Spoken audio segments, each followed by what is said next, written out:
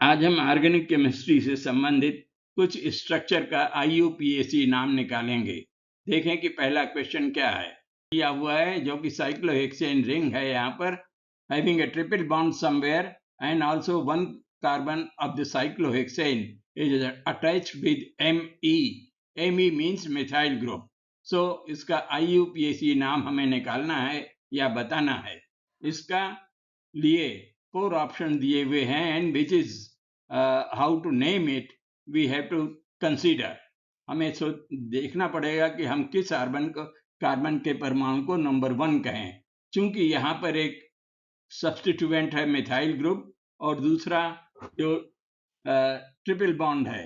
Naturally triple bond को हम के कार्बन को जहाँ से शुरू होता है ट्रिपल बॉन्ड उसको हम 1 कहेंगे और उसके बाद मिथाइल ग्रुप की तरफ बढ़ेंगे और सेकेंड कार्बन इस प्रकार से हम नंबर करते हुए मिथाइल ग्रुप के कार्बन को हम नंबर 3 कहेंगे और इस प्रकार से दूसरे कार्बन एटम को भी हम नंबर करते चले जाएंगे साइक्लोहेक्सेन में। तब हमको ये स्पष्ट होता है कि ये जो है ये थर्ड ग्रुप में थर्ड कार्बन से मिथाइल ग्रुप लगा हुआ है और फर्स्ट कार्बन में ट्रिपल बॉन्ड है। Therefore, we will say it is 3-methyl. Of course, since it is a triple bond here, it will be termed as hexyne. So it is 3-methyl hexyne. The correct name is 3-methyl hexyne. And all other different options definitely, therefore, are not correct.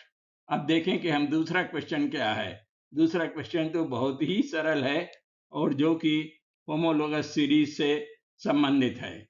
The general formula which represents the homologous series of alkanols is. अब यहाँ पर 4 option दिए हुए हैं, मतलब alcohol या एल्केनॉल का general formula निकालना है, जहाँ पर कार्बन की संख्या अगर n से दर्शाई गई है तो हाइड्रोजन कितने होंगे और ऑक्सीजन कितने होंगे। अब अगर हम ध्यान दें तो ऑप्शन 4 करेक्ट है। इसको हम चेक कर सकते हैं। सपोज यू कंसीडर C2H5OH, तो 2 कार्बन है तो हाइड्रोजन कितने हैं H5, 2n+1 प्लस OH का एक H और जुड़ गया, so it is 2CN H2n+2O is the correct option. तो इस प्रकार से इन क्वेश्चंस का आंसर हमको ज्ञात हो गया। अब इसके बाद हम आगे और देखेंगे और आगे हम एक विशेष प्रकार के नोमेनक्लेचर का हम कंसीडर करेंगे, अध्ययन करेंगे, जो कि जिसको कहा जाता है, जिसमें कि एपॉक्सी ग्रुप लगा हुआ है। एपॉक्सी ग्रुप 2 कार्बन से अगर एक oxygen divalent oxygen single bonded हो तो उसको हम बोलते हैं इथीन ऑक्साइड, इथिलीन ऑक्साइड, या उसको हम एपॉक्सी भी बोलते हैं। और अगर ये साइक्लिक ग्रुप में लगा हुआ है, साइक्लिक रिंग में, तो उसको हम ऑक्सीरेन भी बोलते हैं। So the root name is based on the longest chain with the C single bond O. So this is C here bonded with O. Oxygen divalent है लेकिन दोनों एक ऑक्सीजन 2 कार्बन से जुड़ा हुआ है, तो उसको हम बोलते हैं epoxy compound. So like this we have to number this is now considered as a functional group and इसको हम बोलते हैं कि ये फंक्शनल ग्रुप है और इसको हम किस प्रकार से किस तरफ से नंबर करेंगे। इस कार्बन में a number of carbon atoms are there, उस तरफ से नंबर करेंगे जिसमें कि इसको कार्बन जिससे कि एपॉक्सी ग्रुप जुड़ा हुआ है उसको मिनिमम नंबर आवे। So we number it from this side as 1 and then we proceed to number out and name it as number the other carbon atoms and name it as 3,4-epoxyheptane. So that's the correct IUPAC name of this structure. अब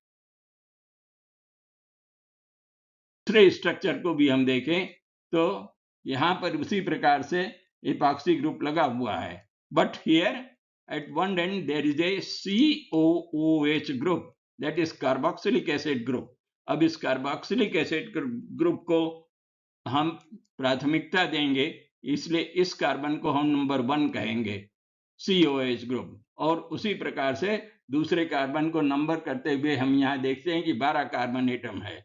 Therefore, it is decanoic acid. But with 5th and 6th carbon atom, an oxygen atom is attached.